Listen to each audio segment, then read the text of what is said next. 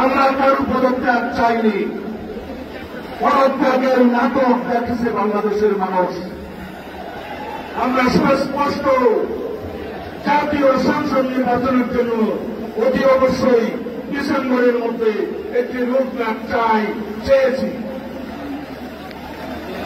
আমরা গণতান্ত্রিক অধিকারের জন্য যদি কথা বলি, সেটা যদি আমাদের অপরাধ হয়, সেই অপরাধ আমরা বারংবার করতে থাকব। আমরা আশা করি এই সরকার আইনের শাসন প্রতিষ্ঠা করবে, আদালতের রায় কার্যকরের মধ্য দিয়ে ইশরাক হোসেনের শপথ পাঠ করাবে, এই সরকার নির্বাচনের জন্য রোডম্যাপ প্রদান করবে। অন্যথায় যদি এই অন্তর্বর্তীকালীন নিরপেক্ষ সরকারের বিরুদ্ধে গণতন্ত্রের দাবিতে, নির্বাচনের দাবিতে বাংলাদেশের মানুষকে আন্দোলন করতে হয়, সেটা হবে ইতিহাসে একটি দুর্ভাগ্যজনক অবদান।